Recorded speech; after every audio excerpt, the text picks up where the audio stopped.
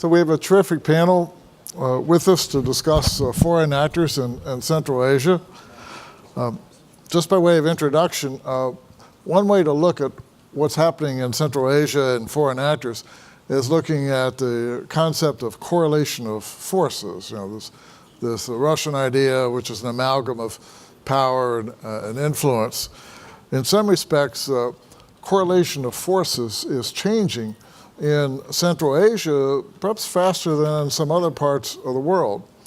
On the one hand, you have China next door with tremendous economic power, still growing at a pretty fast rate by global standards, investing in Central Asia infrastructure and transportation. But up until recently, China has said that its focus is just economics. It has deferred to Russia with regard to political and security things. But recently we have seen in a media report a Chinese military base now in Tajikistan.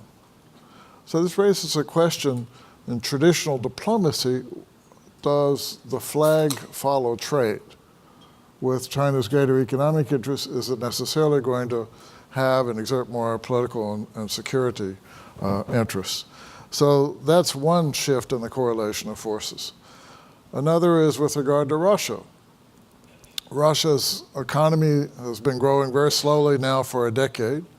It can't begin to match the ability of China to invest in Central Asia, but it has substantial political and security interests in the region, expressed partly through the Collective Security Treaty Organization, other mechanisms, but also through powerful cultural influences. Russian television is watched in much of Central Asia. So Russia still has a lot of that power, but it's weak on the economic side.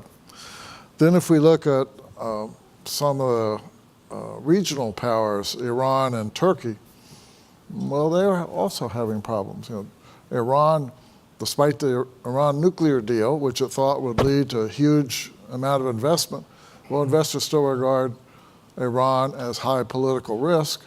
And now, of course, with the US pulling out of the Iran nuclear deal and imposing more sanctions, the Iranian economy is suffering.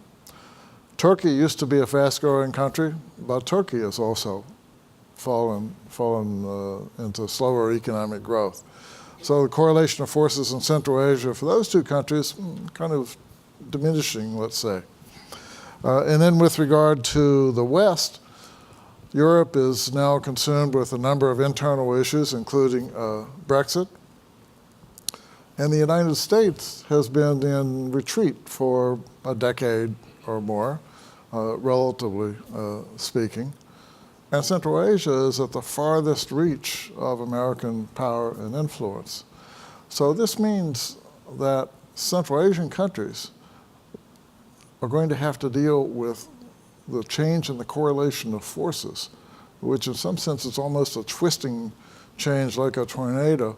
It's going to have to deal with that change in correlation of forces more on its own than in the past. In the past, it had counted on more balance between Russia and Chinese power, and it had counted on the West to be able to help Central Asia balance that power. But now Central Asia is going to be more on its own. So foreign actors, the role of foreign actors in Central Asia has really changed in recent years. But with that, let me go ahead and invite our panelists. We'll start first with Edie Chow, who's been very much involved with Central Asia since the Tengiz project, from the inception of the Tengiz project when he was with Chevron. Ed. Thank you very much. Particularly happy to be at this event and on this panel, because everything I learned about Central Asia started with Bill Courtney when he was our first ambassador to Kazakhstan. Matt knows more about Soviet and post-Soviet oil and gas than he's forgotten more than I know. And Ivan knows the Russian perspective on this part of the world better than anyone I know. So I'm going to be giving you a bit of my perspective as an oil and gas guy, I guess. Reflecting on what Bill just said, it struck me at some point in my adventure in Central Asia that this is a little bit like playing three-dimensional chess. And when I made that comment to a friend, the friend said to me, well, it is, but usually in three-dimensional chess, the boards don't move at the same time. And this is three-dimensional chess with the boards moving as Bill described. I'm just going to go through very quickly kind of a play-by-play on the foreign actors in the oil and gas side that I see very, very quickly, and then Yvonne and Matt can do the color commentary in this basketball season. I'm going to try to see if we can work it that way. Bill and I were reminiscing a couple of weeks ago when we saw each other about when Chevron first started negotiating the Tengiz Agreement in 1991 with then newly independent Kazakhstan, and then finally signing the Foundation Agreement on May 8th, 1992, which for some reason sticks in my mind, what the price of oil was. And the price of oil was $19 at the time. If you inflation adjust that in today's dollars, it would be about $35 per barrel. About what the historic average for oil is in the last 160 some years. So I don't have a lot of sympathy, I'm sorry, to oil producing countries or oil companies about the so-called low price of oil today. Oil price is moderately high, I would say, by historical standards. It's not at all low. At the time, in the early 1990s, the United States was the largest oil importer in the world. It looked like forever we will be the largest oil importer in the world. We were, in fact, the world's incremental demand center. Whenever the price of oil changed up or down, it's reflected in US demand before it's reflected in anywhere else for structural reasons having to do with our low taxes on energy. So, no, it really was a very fortuitous convergence of national interests and American company interests. I mean, the United States wanted incremental supply of oil and gas in the world. Really didn't matter. The fact that it's distant and may never land on our shores didn't matter because since we were the largest oil importer in the world, we would benefit. And the companies just had this new, oil province that was close to international oil company activity during the Soviet days, but now is newly available. So it was very easy to work together with Bill Courtney. It looked like Washington and Chevron's interests overlapped quite a bit. There really was no conflict. Shifted to today, and after the shale revolution. The United States is now a net gas exporter, has been for the last few years. It is projected, and month by month, we will be a net oil exporter as well. So we're no longer the incremental demand center for global oil markets. If anything, we're the incremental supply center because our production adjusts to price levels quicker than anyone else is with the nature of shale and short cycle oil. So the counterfactual, and there was a question earlier in the earlier panel, to consider is, would the United States have been interested in Central Asia at all if we were already a net oil and gas producer?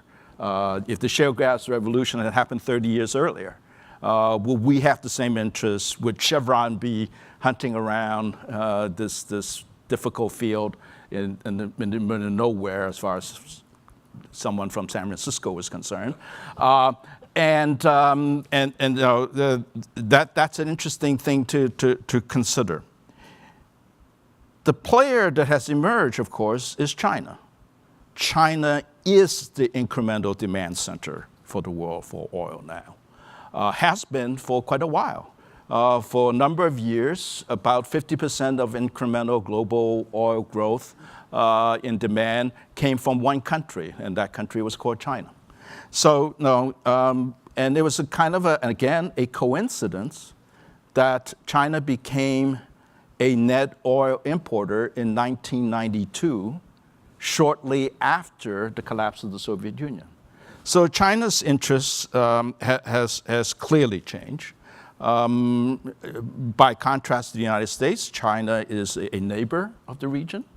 And getting oil and gas from Central Asia not only contribute to security of supply and diversity of supply, but also diversity of supply routes away from China's overdependence on maritime imports of oil and gas, which it is mostly concentrated on. The authoritarian political system of China is attractive to elites in the region. Economic prosperity, political control. What's not to like about that model, right? From the standpoint of leaders in the region. People talk a lot about Belt and Road Initiative. The oil activities actually preceded Belt and Road. I mean, it's really started in the mid-1990s in Kazakhstan and then later on in Turkmenistan. The oil investments were already taking place. So from China's point of view, on Central Asian oil and gas, China has the interest, has the need, has the intent, and the capability. And we may have the capability still, but we don't have the same felt need as we had in the 1990s. Not all players would have all these capabilities that China has. For Russia, I would defer to Ivan, but certainly when we went to Kazakhstan, Chevron did, I still say we from time to time, it was clear that the Russians thought that Tengiz was part of their legacy. No, this is our oil. We discovered it, we started producing. What is Chevron doing, producing oil that properly belonged to originally the Soviet Union and by implication Russia? There was definitely that attitude when we go to Moscow. It was very clear in the Caspian Pipeline Consortium negotiations that was a factor. But clearly in the past 25 plus years, the region has turned into subjects of imperial Russia to something else. And in oil and gas terms, that something else is Central Asia is now a competitor to Russia on oil and gas supply to the world, first to Europe and secondarily to China as well. There certainly still is a political and cultural affinity, but I think, and you all can tell me better, that's going to pass over generations. That as the younger generation comes, there's not going to be the same thought of Moscow being the metropole and that people look to. China's very sensitive to Russia's perceived prerogatives in Central Asia. In a private conversation once, I once accused China of using this Shanghai Cooperation Organization as a way of economically penetrating Central Asia under Russian political cover. And my Chinese friends, they smiled. They didn't say I was wrong. They didn't say I was right either, but they didn't say I was wrong. Other regional, I think those are the three main ones, but other regional players, India, I think. If the last 2 decades of oil demand growth was about China, the next 2 is more likely to be about India than about China. There's certainly a historical connection going back, to Great Game terms, but even before the Great Game, before Britain and Russia, the Mughal Empire that ruled India for many years came from Central Asia. There is geography, but unfortunately in oil and gas terms, there's also topography. That's a problem. There are transit countries that get in the way, troublesome transit countries, Afghanistan, Pakistan, but also mountains and rivers to cross. So not the same kind of advantages as China, but they have the economic interests, the commercial interests. It's strategically important in Indian minds. When I go to Delhi, officials talk about that. And partly with an eye to what Pakistan is doing in the region and what China is doing in the region as well. Iran got brought up. I think we don't talk about Iran enough as a regional power in this part of the world. We don't talk about that in Washington enough. There's also a historical connection, but just strictly in oil and gas terms, it's also one way to the sea. Matt will explain why that's so important to oil and gas people getting to the sea, just like it was once for Russia. Arab countries have also a religious connection, also pursuing commercial interests. They're active in Caspian oil and gas. I think Turkey's been a disappointment, not being able to punch above its weight as much as we thought in the 1990s. And the convergence in the days of Ozal or Demirel with Western interests, that has departed. It has much more complicated relationship in the region, including with Russia. Japan and Korea are other players that are active commercially. They're capable, but they don't have the same need China has. So it's a little different. Lastly, I would say that the side that seemed to be missing in action to me is Europe. When you talk to Central Asians and you talk to Central Asians about their relationship with Europe, there doesn't seem to really be a coherent policy that Europe has towards this part of the world. From a Central Asian point of view, there's a over-focus on human rights, democracy building, that sort of thing. There's commercial interests, but how the commercial interest links up with national policy and EU policy is very difficult to discern. Of course, Europe's a very large oil and gas importer as a region, but they have stagnant demand. So unlike India or China with growing demand, it's always easier to do more when your demand is growing rather than your demand is stagnant. Even though Europe's import requirements may increase, nevertheless, demand is stagnant, and it's very hard to tell how much longer Europe would want to import so much oil and gas. It is the playground of the rich and powerful from Central Asia, though. They much prefer being in the south of France or in Spain than in Shanghai, for reasons that I can't understand. So there's this institutional problem of how does Europe assert its influence into this part of the world. And I think that institutional barrier, as well as the lack of strong intent, it belies the performance of Europe in this part of the world.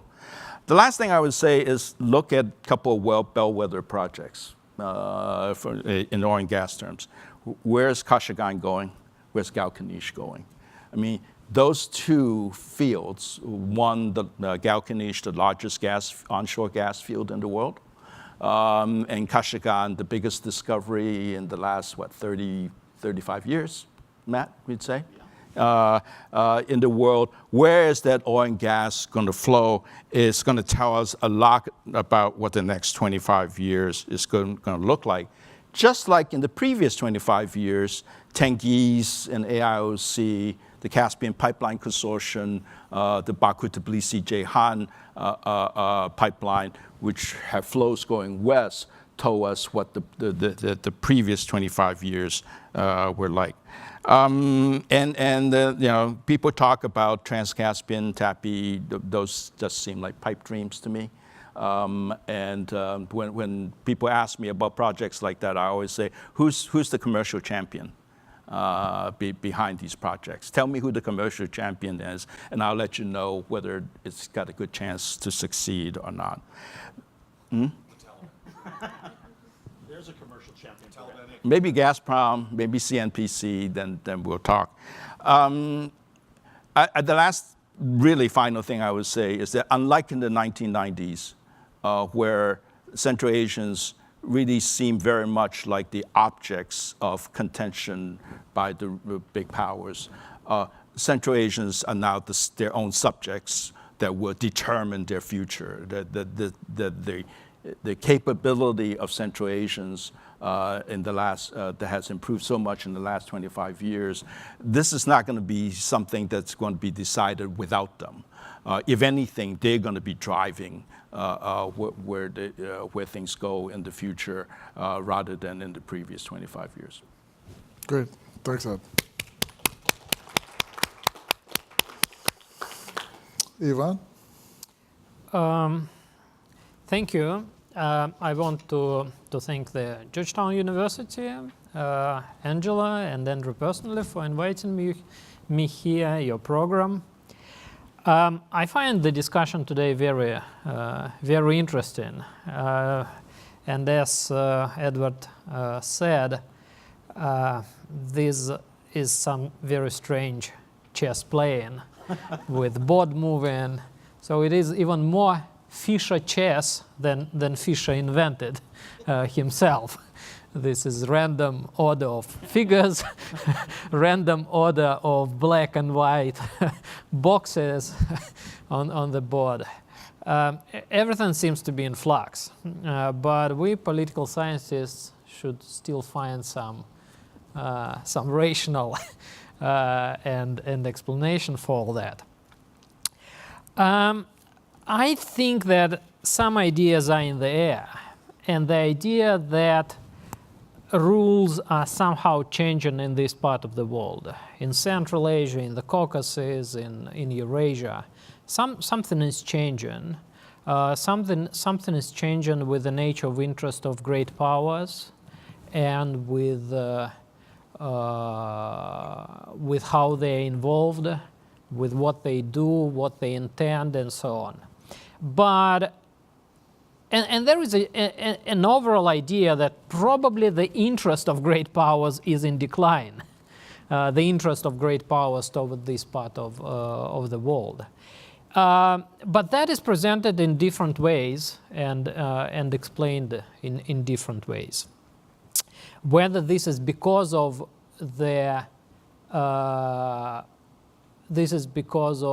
something happening in this part of the world, or is it because of something happening to the great powers, like, for example, Edward was explaining? I will present my views on that. I think that in the 2000 years, in the previous decade, when we saw probably the peak of the international interest toward Central Asia and also Caucasus, two sets of factors came together and created a cumulative effect. On the side of regional countries themselves and local elites, they were first starting on the side of great powers, on the side of outsiders. Outsiders saw that part of the region as something under construction and something potentially important developing there. And that's why everyone wanted to be involved. Some paid more attention to negative importance of the region, meaning international terrorism, meaning various types of risks, and so on. And wanting to fix things on the ground so that dangers do not come from there to other places, neighboring places. Others, on the contrary, saw opportunities in that part of the world, energy opportunities, development opportunities, relatively big markets opening, and if consumers are rich enough, that is a potential for trading and selling something and earning on them. So there was an idea that probably some new energy in that part of the world can be unleashed and contribute to the development and money making by commercial corporations, and also contributing to policy goals of political actors. So people wanted to get involved, to be part of something important being shaped, something important being under construction. And at the same time, why there was a tactical aspect to that the competition was to be ahead of the other in shaping the future developments, because everybody had ideas why we should be more important in shaping realities in that part of the region. So Russia didn't want America to be more successful in that part of the world. America didn't want Russia to be more successful in that part of the world in shaping events and so on. So that was stimulating competition. And the nature of the competition was in that willingness to shape events in somebody's favor. That is one set of factors on the side of foreign actors. Then on the side of regional actors and local elites, they were absolutely obsessed with the ideas of globalization. In very simple terms, they all, with some minor divergences in interpretations of this, but still all of them wanted to repeat the experience of Asian tigers, to jump into the world quickly and effectively, to get engaged, to get plugged into all these world important developments, economic and also political. That psychology was very much shaped in the late Soviet Union, when our stagnation, our lack of energy, and our ultimate unsuccess was shaping the psychology that to be successful, you need to deal with successful people. If all around you are guys who are not successful, you should try to get over them to those who are successful, to engage with Europe, with America, with Japan, less with China that time, because China that time in the early 90s was not considered as really successful. Yes, progressing, but not really a success story yet. So, and that's why we can say, the term I use in my publication is that in that part of the world, there was regional egoism dominating. Nobody wanted to deal with the neighbor. Moreover, interdependencies established during the Soviet Union were treated in the negative sense. People didn't want to be interdependent.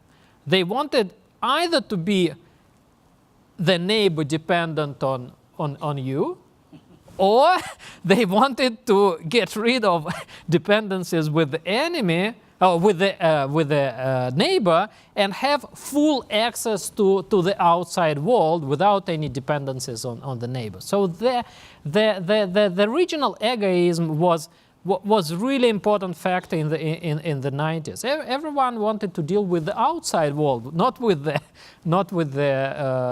its own region. And that proclivity for engagement with the world was very important. And it was very strong in the 2000s also. That's why on the side of the local elites, there was a lot of interest to deal with foreign actors, because they were treated as the source of economic development, the source also of political a sort of legitimacy. If big guys deal with you, it means that you continue existing as an independent state. And these two sets of factors came together. Outsiders wanted to deal with the region, and the region wanted to deal very much with the outsiders. And the competitive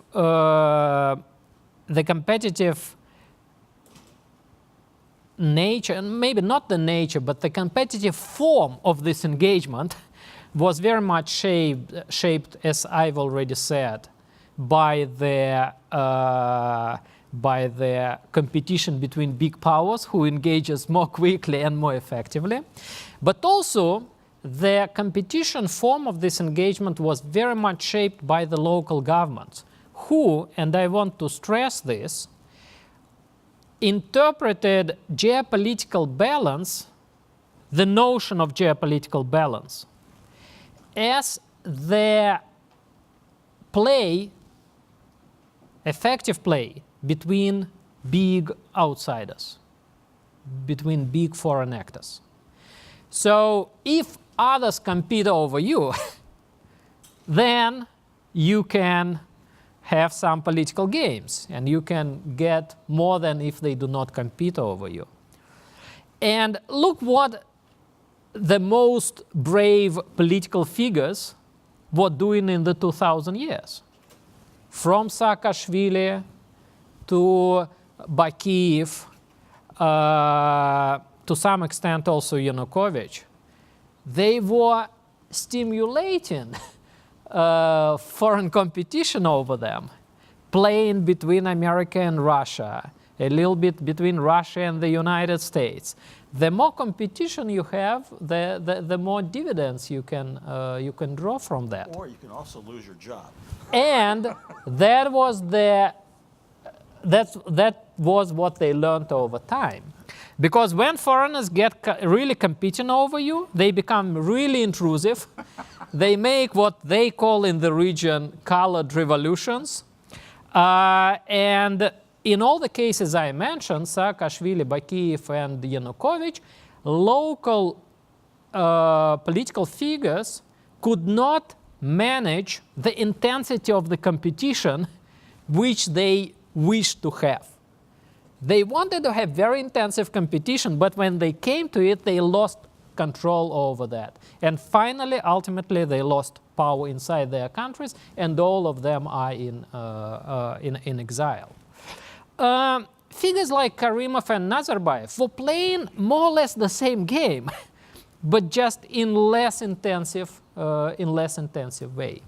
By the way, coming back to Bakiev, I remember his statement just shortly, maybe a month or 2 months before the events unleashed which took him away, when he finally said at some local Kurultai, "Now we are in a big world game." Yes, you are finally in that big world game, and you burn in that very quickly, as we finally know. And I think that was a very interesting experience between 2008 via 2010 to 2014, Saakashvili, Bakiev, Yanukovych. They experienced that attracting competition and benefit and attempting to benefit from it is extremely risky, and you cannot manage it on the local level. And between 2014 and 2016, the interpretation of geopolitical balance in the region was shifting. Between 2014 and 2016, there was a big fear in the region that progressing Russian-American competition, geopolitical competition, may proliferate from Eastern Europe to Central Asia, and Central Asia may become an arena of very intensive competition. If just 10 years ago everybody in the region had been happy about it, now local elites became very concerned about it. And the demand from the ground became, do not come to us with your geopolitical competition. So the interpretation of geopolitical balance shifted from playing between big guys to keeping some distance from them, keeping them at the distance of an extended hand. And you can say that now it is understood more like geopolitical neutrality rather than playing between the big. So if before the geopolitical balance was taken for playing between the big, now it is understood as geopolitical neutrality. But another problem comes with that. Probably in 2015, 2016, local elites reflected on that, accommodated to that, adjusted their policy to that, and then they found out that being very small and geopolitically neutral, you come to the edge of being just overlooked. Yes, nobody cares much about you. And in the recent years, the major issue, a sort of underlying issue in the thinking of the local elites is how to keep the international interest without intensive geopolitical competition and engagement in the intensive geopolitical competition. How to keep the international attention in parallel with geopolitical neutrality. Is there enough economic lucrativeness in this region to keep that attention without contributing something to geopolitical agendas of big powers? Or no? That remains an open question. That's the question which I think in different forms, in different euphemisms, local elites are asking the big powers.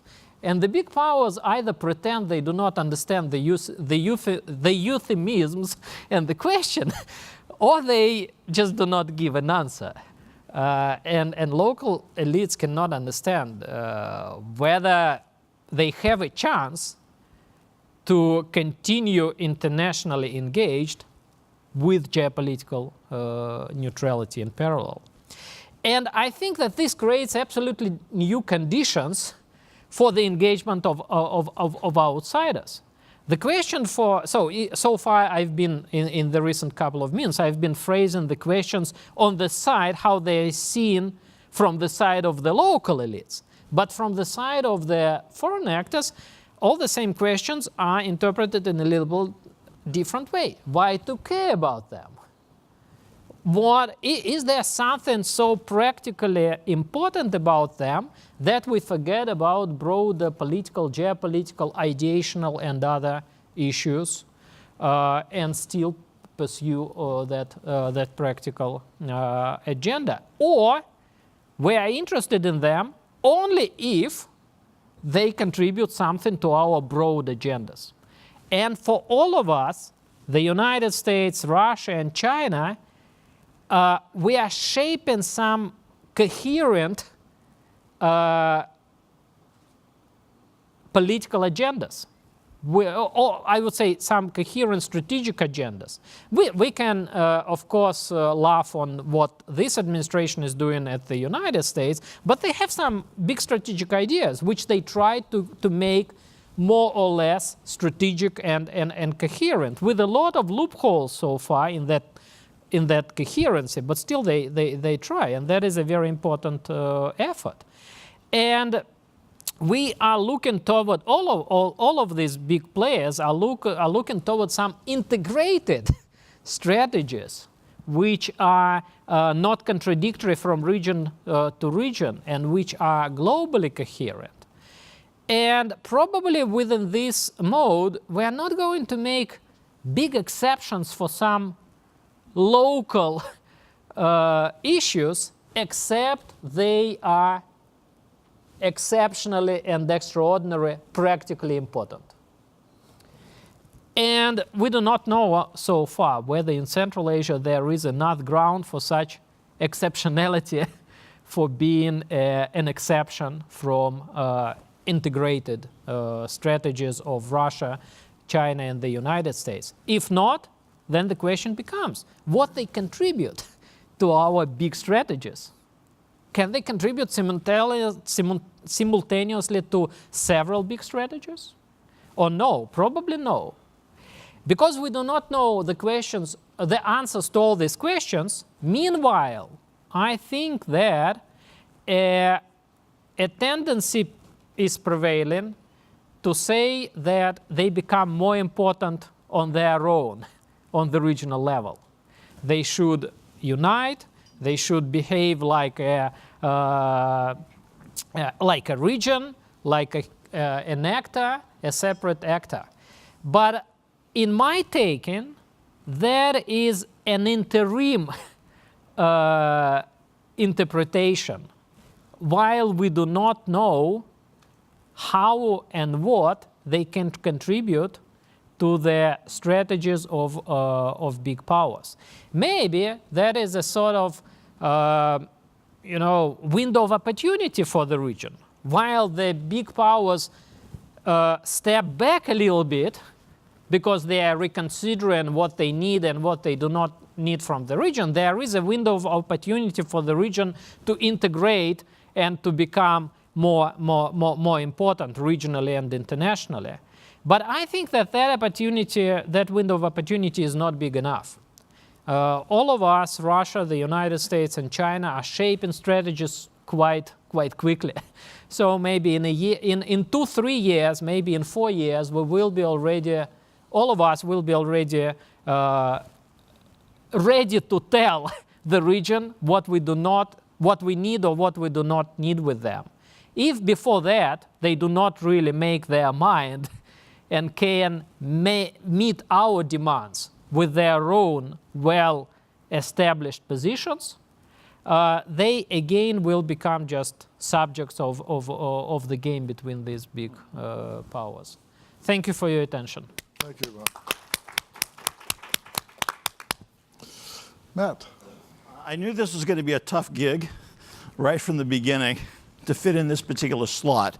And what I'm going to end up doing is sort of picking up and embellishing some of the ideas that you've heard earlier today. So for example, I'm going to kind of run through these different ideas, but what I want you to think about is kind of some of the themes of foreign actors in the region. And the foreign actors include not only the state actors we've been talking so much about, but the investors themselves, and also non-state actors, like for example, OPEC Plus, which has had a major impact, although it's somewhat diffuse.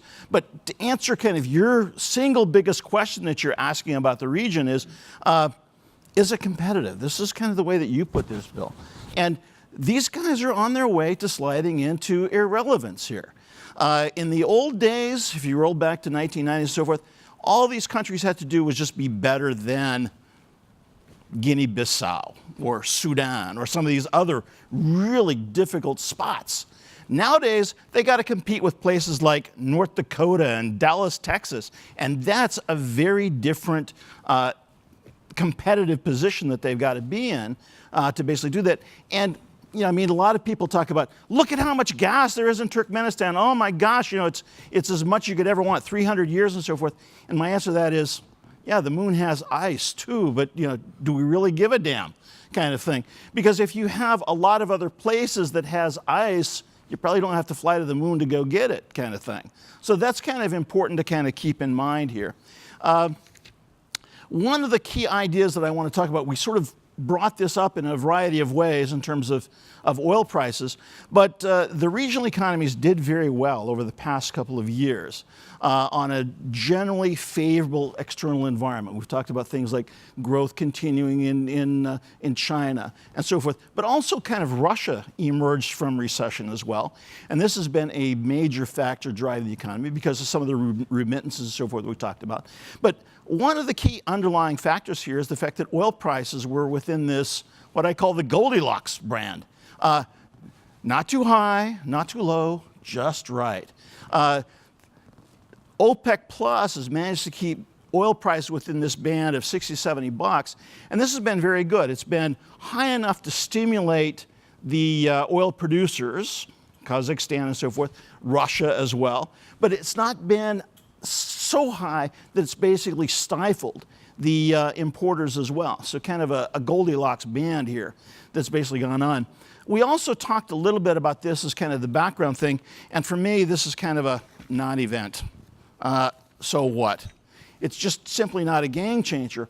All that happened was this convention came in and it basically solidified what was actually already happening. It's all about bilateral issues, and I totally agree with you that basically what happens between Azerbaijan and so forth doesn't have anything to do with this. It has to do with what happens bilaterally between Azerbaijan and Turkmenistan, exactly between the two. We also talked a little bit about the EAEU, and the picture here, you basically got a very good overall view, which is progress is continuing, pretty slow, kind of been a ceiling since 2016. I really like that terminology. But we really haven't seen much effort happen in terms of either deepening or broadening, but on the other hand, it is still proceeding overall. In terms of gas, this is a very good year for gas across the region. Regional gas production and net exports experienced very, very strong growth in 2018. Basically, everybody was involved and so forth. Part of it was basically more exports to China, but there was also kind of another boost that came on the other side of the world, on the other side of the Caspian, where Azerbaijan basically picked up its exports to Turkey as well with part of that. As we look at China, which has now become the biggest single buyer of Central Asian gas, it's a very interesting story here. The increase was about 25% last year, and mainly driven by Kazakhstan and Uzbekistan rather than Turkmenistan, which had been the case in the past. And I'm going to come back and look at sort of those individually. And I don't want to leave on, I'm like you, I tend to think of the Caspian on the other side. It's part of the same region as well. But I think for here, on Azerbaijan's side, is your point about the fact that they're exporting more, but the domestic market remains tight, and they've been looking for some more gas, not only from Russia, but we also saw this very strange errant development of some Turkmen gas actually making its way into Azerbaijan last year, kind of a strange one-off sort of thing. But I think the most important thing here to think about this is that it's now created an alternative infrastructure. This is an infrastructure that's focused basically west. It now exists, and it's basically been constructed. But let me refer to an important qualifier that Bob Dudley gave. Bob Dudley was asked when production began, he says, you know, are you ever going to make money doing this? And his answer was, well, exports are shot at knees. They're profit challenged was the words that he used in terms of what it was. But basically, you can do the back of the envelope thing. You're exporting 16 billion bucks. It's costing you $45 billion. Just do the math. Yeah, profit challenges the world. So again, when you come back to this issue of TCP and whatnot, above and beyond the whole issue is, you know, does Europe really need and want more gas? Can you basically do the contracts? All these sorts of things that we've heard. It's basically, it's profit challenge coming from Azerbaijan. Can you make it work by adding 3 more sticks and 3 more elements onto it and not into a market that's looking pretty tough? But the point is, the infrastructure exists and is available to go west if you can get there. For Kazakhstan, the big story here was that they began their exports to China using the main transportation system. And as a result, their exports went up to 5 BCM. And all of this was basically driven by Kashagan. Kashagan's production increased by about 5 BCM. And so you know, all you got to do is do the math. Delta production 5, Delta exports 5. That's where it went. So Kashagan was the main growth story, and you know, although it's a bathtub sort of effect, it still means that that's where it ended up when it was in China here, in terms of where it went. But Everybody keeps asking me, okay, they've got a deal now. It was so successful last year at 5. Are they going to go to 10? Take a look at my forecast up there. It's flat at 5. And the reason is because Kashagan is not going to increase production by 5 BCM. There's not another 5 BCM to be available here. So therefore, we think that there's going to be a little bit of squeeze on gas going to Russia overall. But basically, you're not going to be able to find the gas that you need to go into China. So it's going to be basically sort of flat overall. Kazakhstan has now launched this big pipeline, Safranchuk, to basically bring gas to. It is very difficult for me to remember Nur Sultan now. after changing over from Akmola to Astana a couple decades ago. Now I'm going to have to think about Nur Sultan, bring it up. But this is a pipeline that is now under construction. They finally put the finance in and so forth, but it's being built mainly as a social project overall. And they've got to find some gas to fill this thing as well. Uzbekistan, I think, has been one of the more interesting stories as we look at Central Asian gas this past year. Production was up last year, mainly due to an outside investor. Lukoil now has a very material business. For the first time, let me go on to the next slide. It's this. I thought I had one that basically showed some of the seasonality here. There we go. For the first time ever, Uzbekistan delivered gas to China every single month of the year. Traditionally, even when they were exporting large volumes to Russia, during a couple months of the year, during the middle of the winter, exports would disappear. And the consumers on the other side, the receivers, were not exactly happy about that because they're in the northern hemisphere. Guess when they need the gas as well? During the middle of winter. And that's when Uzbekistan's own demand would basically squeeze in there. So last year, they basically ramped up the exports overall. They delivered gas in every single month. But to come back to an important question that you asked, how did they do that? I think probably somebody didn't get gas. It's probably going to be the story because production was not up by nearly that kind of amount. And it's being done with basically administrative means and so forth. The other question, we had it in a couple of different ways when we were talking here before. What does Uzbekistan have? What is its future prospects? Is it a land of big gas, big oil? Is it a place where big investors are going to come, like Chevron and Shell and ExxonMobil and Total and so forth? And the answer is we've got a lot of agreements that are taking place. But the way that I would describe this is we've got a lot of smoke, but ain't a lot of fire. Because I think everybody is very enamored with the idea of Uzbekistan opening, very exciting and so forth. But when you look at the resource base, it's not what people think. The gas resource base is fairly sizable, but it's characterized by a lot of small fields. And that is not the realm of the Chevrons, the ExxonMobils, and so forth. That's not what they're interested in. And the other thing, of course, is that you're a hell of a long way from anywhere.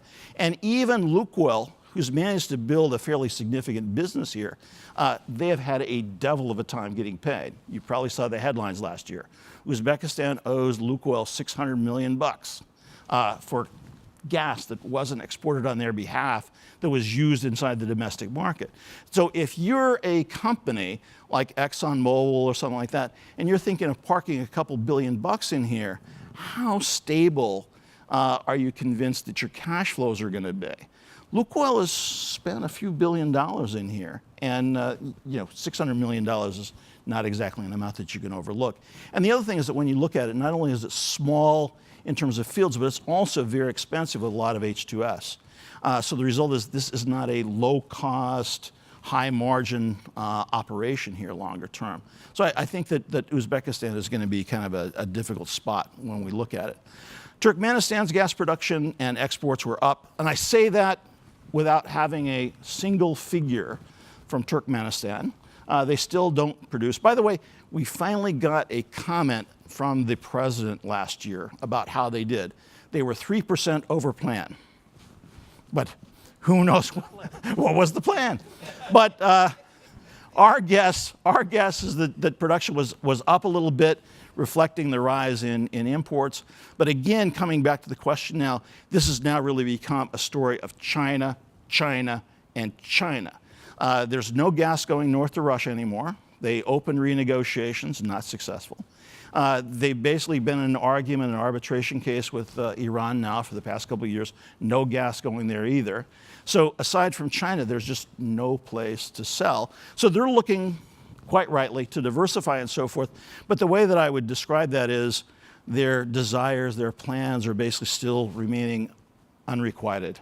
Still looking for that lover out there to take some of this gas, and it sort of just not happening for a variety of ways. And I think all the discussion we've had before has been pretty clear about sort of where that is, where that's been, where that's going.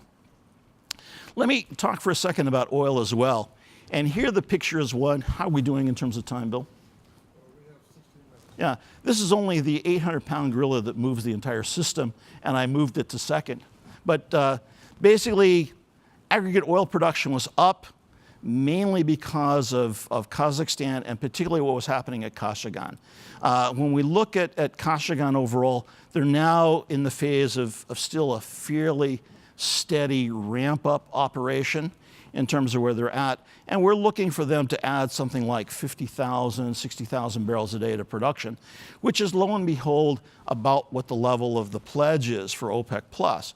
So what I want to draw your attention to is that second point up there, which is OPEC+ exists.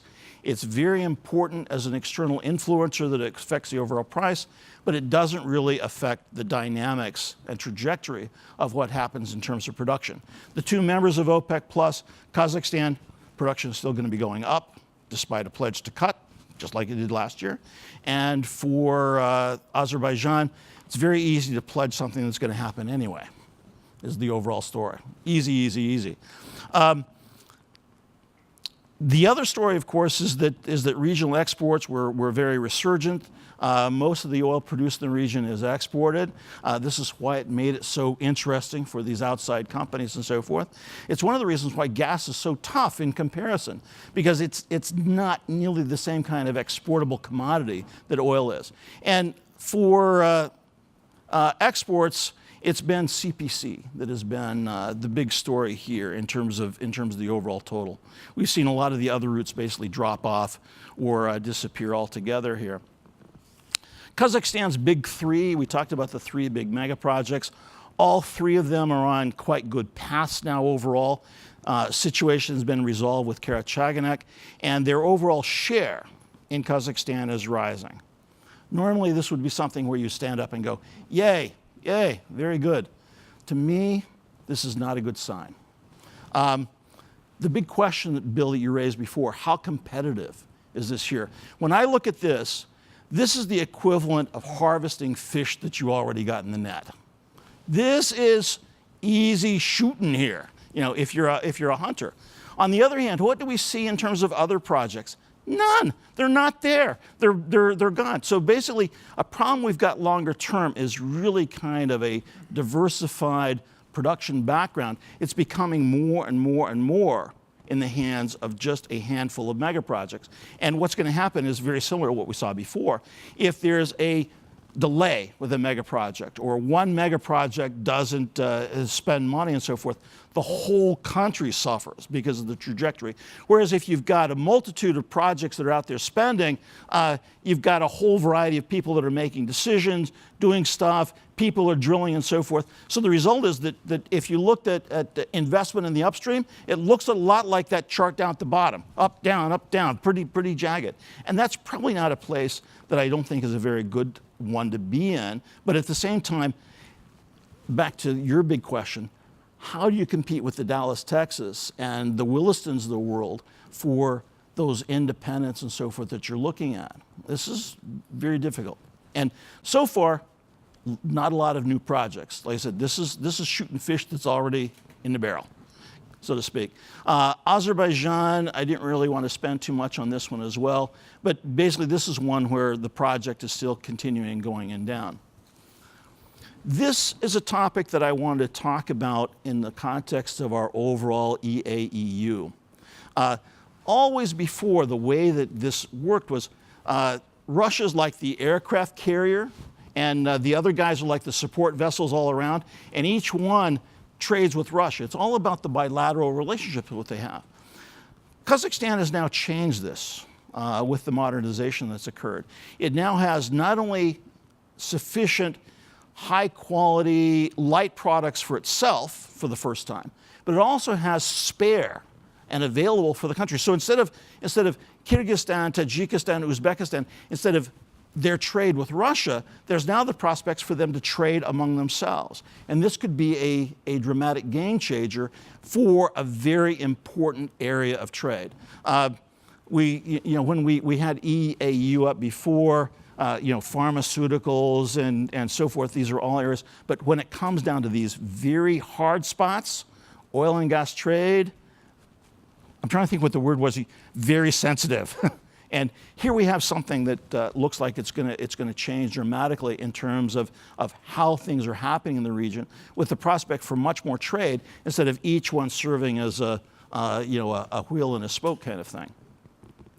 I had just a couple more slides because I wanted, we talk about oil and gas as being the big 800-pound gorilla, but coal is very important.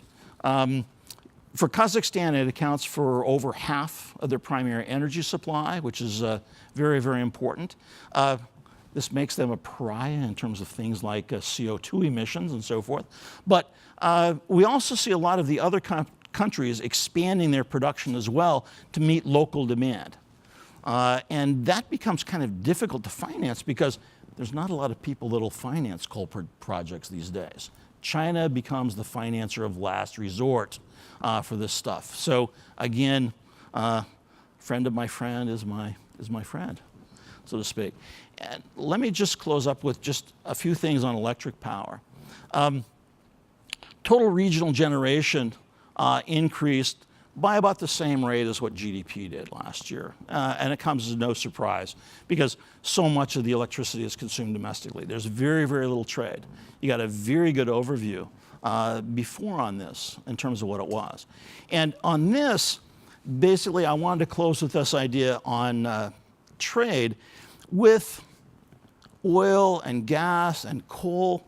Probably you can foster a lot of inter-country trade by just simply doing away with the franchises, wiping out a lot of the rules and regulations, and kind of liberalizing the thing. With power, it's a little bit tougher. As hard as that is, with power, it's a little bit different. With power, you've also got to create some mechanisms and some structures to make it take place. Otherwise, it won't happen. Electricity is kind of this magical commodity. Very difficult to trade unless you create structures and so forth for it. So when we look at the overall system that's evolving, the power markets are at very different stages of evolution in terms of where they're at in terms of the mechanisms and so forth. All of the member states very strongly want to make sure that at the bottom line they can make sure that their citizens receive electricity. There's a variety of reasons why people can lose their jobs, but one of them is that if electricity doesn't arrive, that's usually a bad sign. So basically, all of them are prioritizing power sector independence as they look at their own plans in terms of how many power stations we build or where we're building our new transmission systems. It's all being used for strengthening domestic security. And therefore, what we're probably going to see is that the EAEU structures are probably going to remain fairly marginal. They'll just be yet another trading element. I like your word where you talked about both. We'll probably have a bilateral relationship. We might have a multilateral trading platform and so forth. But probably electricity is going to remain marginal, even though this is supposed to be a key driver of integration and is already supposed to be in place now. But it looks like that's not going to happen. And more than likely, we're going to get electricity as kind of a laggard rather than a leader. Bill? Those were kind of my thoughts here. I haven't told anybody anything new, I think. All I'm doing is just sort of emphasizing a lot of the comments that we've had before. Thanks, Matt. We have 8 minutes for Q&A, so let's just gather several questions, and then we'll ask our panelists to respond. Yes? Hi, I'm Blake Wilcox. I'm a research intern at the Caspian Policy Center and also an MA candidate here at Georgetown. I have a question specifically for Dr. Sagers. In your presentation, which is very thorough, excellent, I didn't hear any mention of new pipeline construction or new capacity construction. I read an article from Radio Free Asia that suggested that the Central Asia-China pipeline was going to be bumping up against its 55 million BCMA capacity. So what does the future of China and Central Asia's gas trade look like? Given my understanding that there's this limit in infrastructure. Oops. Well, Okay, all right. More questions. Thank you. Yes, Andy. Thanks, Andy Cutchins. Earlier today, Teresa Simonis mentioned. Oh, thank you. Mentioned the possibility of TAPI becoming TAC, Turkmenistan, Afghanistan, China, and I'm just interested to hear your panelists' thoughts on that. Yes.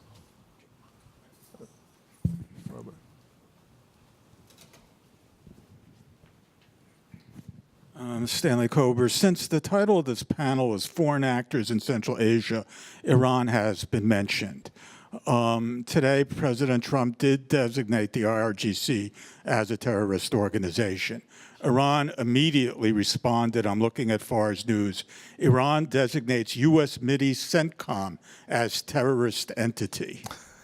This suggests that a confrontation is emerging between the United States and Iran in that region. The last time we did this in Lebanon, we had the bombing of the embassy and the Marine barracks. If we have something similar now, how does that affect the stability of Central Asia? Okay. Further questions? None? Okay. All right, let me take the first one on line D. At the moment, there's 3 lines, A, B, and C. I got to give the Chinese some originality here for the names. The capacity is 55. And as you saw, it's now running 52 BCM last year. And therefore, something has got to be built if they're going to basically ramp up to all the contracts that they have. Kazakhstan is 10, Uzbekistan is 10, and Turkmenistan is 65. And so somebody's got to get their butt in gear to construct another pipeline. And line D was originally supposed to go through Tajikistan, Kyrgyzstan, and then on into China, because they didn't want to have all their eggs in one basket, so to speak. And that project has just not gone anywhere. It's off again, on again, off again, on again. And part of it has to do with kind of where do the Chinese feel that do they need this gas overall? Part of the problem is that the gas, once it arrives in Shanghai and Guangdong, is very, very expensive. And CNPC actually loses money. Buys it at the border. By the time it delivers to the city, they actually lose money on every single BCM. So they have an interest in kind of minimizing that at the same time. So clearly something has got to happen, and it's got to happen fairly quickly. Otherwise, we're going to be running at 55 BCM for quite some time. We've seen that the Chinese can construct very quickly, but at the moment, there's just kind of nothing happening on the ground to indicate that there's any degree of urgency. Ed, would you like to do TAPI to TAC? Sure. Just on the 55 BCM, there's some room to add compression to get it up slightly. Yes. They added 5 maybe BCM of 60, compression. something like that. But beyond that, you're right. But beyond that, a lot has to do with Turkmenistan's business model on developing Galganish, which I have some questions on. They've had problems before. They're likely to have problems in the future. So we'll see about. I think the other thing from a China point of view is more Central Asian gas, but when is Power Siberia is going to be completed? What's the ramp-up rate of Power Siberia? So they're not in a hurry, I don't think, to take more Turkmen gas at this point. TAC, I have to look at the geography a little bit. I mean, Galganish is quite close to the Afghan border, but what's the advantage to the Chinese to go through Afghanistan, unless there's a bigger play in Afghanistan that they're involved in. Why would you go through Afghanistan if you don't have to? I think a more interesting question might be Gazprom in TAPI, actually. Because actually, that makes sense. Whether the pipeline actually gets built or not, to get yourself involved in TAPI so that the Turkmen gas is not competing with your gas into China and going to this Indian market. I mean, that project can go on for a very long time, gestation. So I would think that if I were Gazprom and just playing this three-dimensional chess with the boards moving, that might be something I would try more than the Chinese. Let me add a point here. Yes, the Chinese are actually looking at this quite seriously, in fact. And basically the story is that they saw the same thing that Ed did, which is this project is going nowhere without a commercial champion. And the question that they're asking is, does this make sense from a broader regional perspective to get involved in this as part of our Belt and Road operation?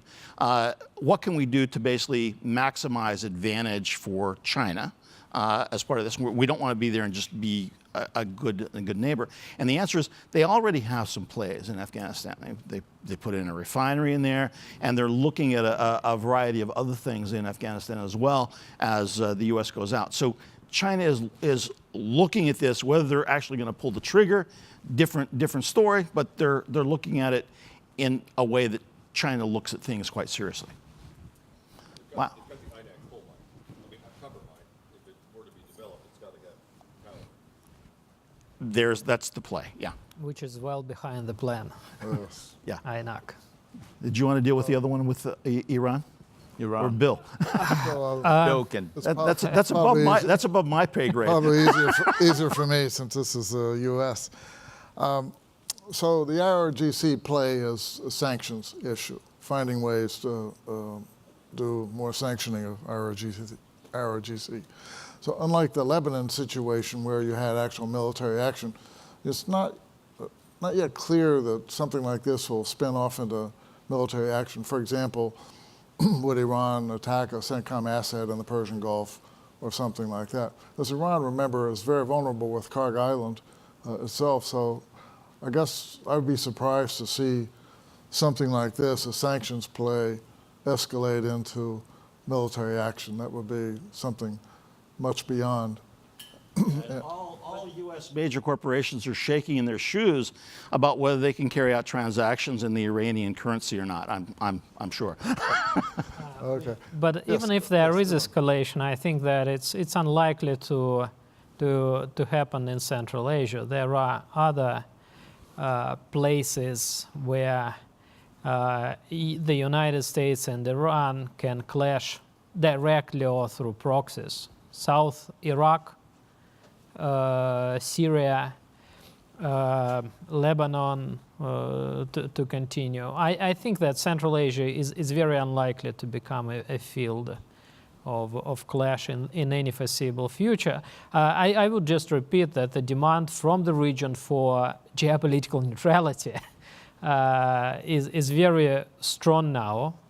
And if the United States or Iran tries to play actively on the terrain of Central Asia against the other side, I think that local governments and local elites will make clear not to do it. You have plenty of other places where you can clash. Let's thank our panelists for a terrific discussion.